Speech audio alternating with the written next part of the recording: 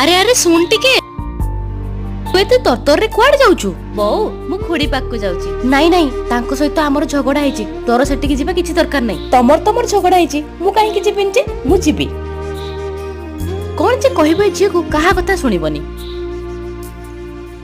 ଆରେ ଝିଅ ତୁ କୁଆଡେ ଯାଉଛୁ? କହିକି ତ ଯା।